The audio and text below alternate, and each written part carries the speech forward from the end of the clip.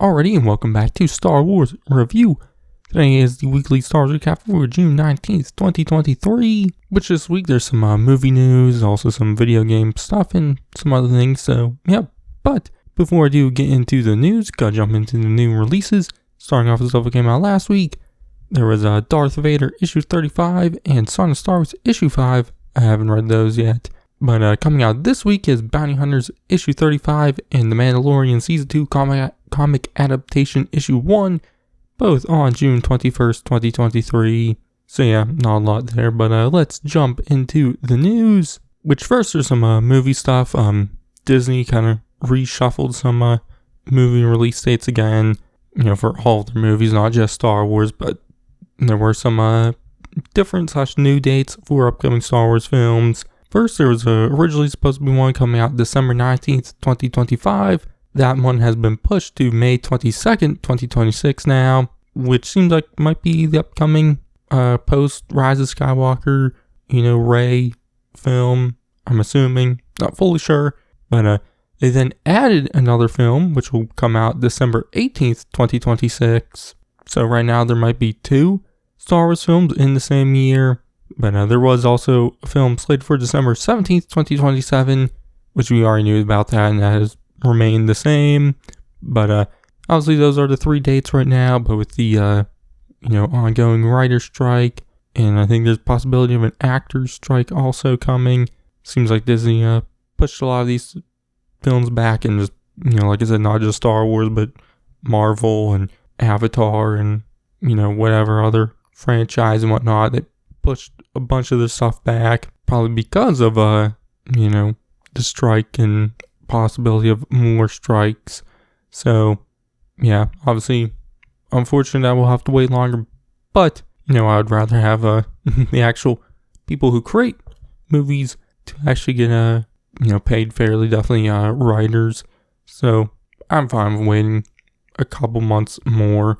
So yeah, but obviously seems like 2026 will be the year, as long as there isn't any hiccups. I do think at least one of the movies announced at Celebration will definitely come out in 2026.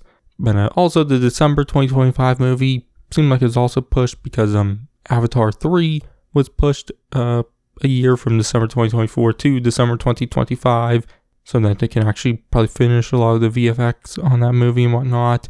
And obviously they won't want a movie competing with Avatar, as Avatar is kind of the big dog right now for Disney and whatnot, because the second one just made like $2.4 or $3 billion, which is a lot. So obviously they're gonna want those to be by themselves and whatnot. Obviously right now with the May 2026 release date, it will also come out a few weeks after the next Avengers movie.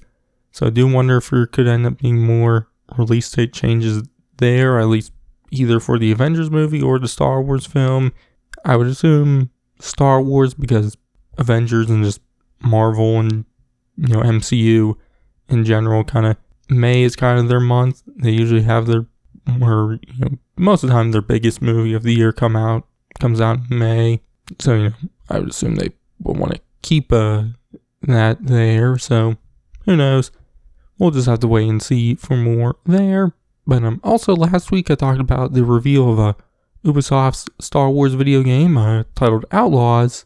But since then they've revealed gameplay on the game, which was about a 10-minute demo, which showed off several features. We get a look at the blaster combat, some open world stuff, not a crazy amount of stuff. I do wish we got a little more there, like kind of how big some of the worlds will be, because they also showed off space travel. Like you can actually get in your ship, take off from the ground, go into space, go into hyperspace, go to another planet, and you're actually controlling it, which is cool. So I do wish, that obviously that we kind of get that bigness of it, but I do wish we kind of got a little more, how big actually the worlds you'll be going to are.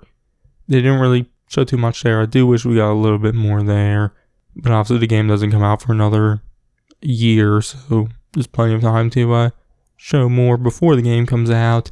But they also showed off some dialogue options. I don't know how much it'll be. Is this kind of like one little thing? There's only like 2 options. So I assume that's what it'll probably just be. Probably won't be that many dialogue options.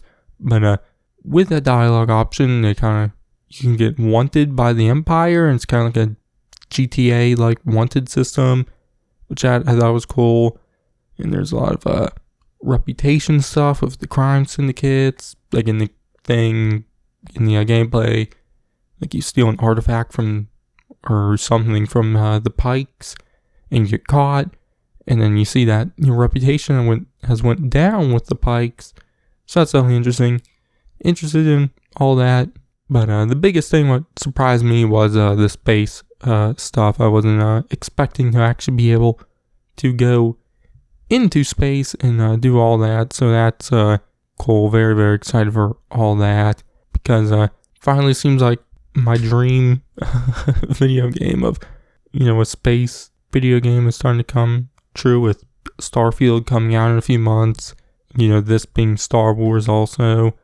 Just being able to be on a planet that's fully explorable, go into a spaceship, go into space, go to another planet what's fully explorable.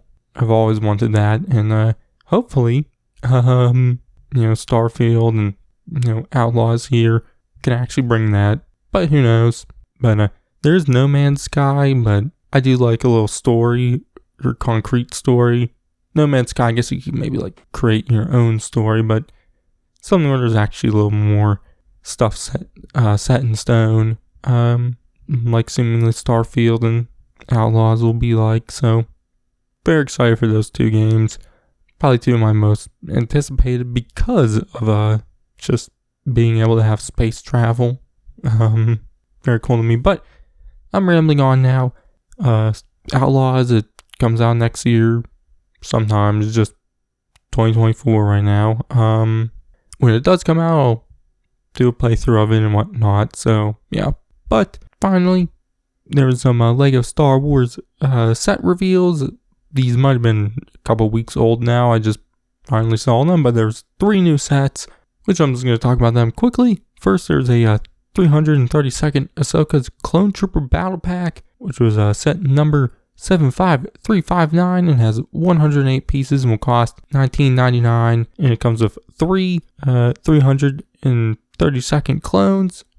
2 come with jetpacks, but it also comes with Captain Vaughn, who's one of the clones we saw in the final episodes of the Clone Wars. So yeah, but it's cool. I'm not a big battle pack person. I don't build armies, mainly because it's pretty expensive. But the next set was Yoda's Jedi Starfighter, which is set number 75360. It has 253 pieces and will cost $34.99. It comes with Yoda and an R2, so only 2 minifigs, which this set is surprising, as there was a Yoda Starfighter out like 5 years ago, so it's a surprising set to get remade so quickly. But it is based off the season 6 arc of the Clone Wars, where Yoda goes out into the galaxy, which I really love that arc. So yeah, just surprising that this is a set they're remaking so soon. But finally, there was a Yavin 4 Rebel Base, which is set number 75365 and will have 1,066 pieces. It will cost $169.99, which is a cool set, but kind of steep on the price. It does come with 12 minifigs. A couple of them are new. There's Red Leader, Garvin Dries, and Gold Leader, John Vander. Even though they just are kind of like fighter pilots, but they are new. There was a droid, R2 BHD, which is just kind of looks like a silver R2. But I think those ones are like fully new. But I think the Han, Luke, and Leia are new versions. Kind of like, the versions we see at the end of A New Hope, their ceremony ending scene, which we have gotten those figures before, but they are new versions. One thing was nice is the Luke doesn't have the metal piece, like, it's a separate piece. So when you take it off, it just looks like the yellow jacket. So I like that, kind of getting a figure with just the yellow jacket, but doesn't have the metal printed onto it. But I don't know if the medal ceremony, Luke and Han ever came in a set, but I do know they came in the Lego Star Wars encyclopedias. Mainly just because I do have the Luke one, because I had an encyclopedia. So I don't know if they've ever came in the set before. I don't know, but the set, I do think it could have been a little cheaper or just have more pieces, because it does look a little empty.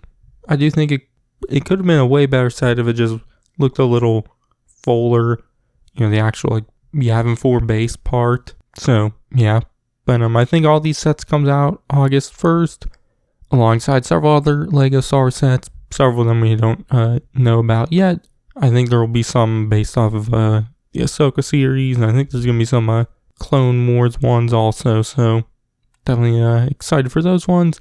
But that's going to be it for this week's weekly Star Wars recap. Next week I'll be back talking about something, I don't know, but in the meantime, you check out all my videos on, Jedi Survivor. I should be doing some Indiana Jones videos because the new movie comes out at the end of the month. I wanted to do reviews on the first 4 movies. One of them might be out by now, I don't know, but I'll definitely be doing them over the next 2 weeks leading up to Dial of Destiny. So yeah, but anyways, I've been Sarsoon. I'll catch you guys in the next one. I have to play their game.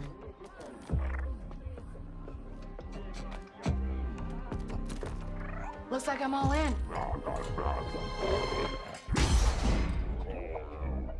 She's in here somewhere. On second thought, I'm out.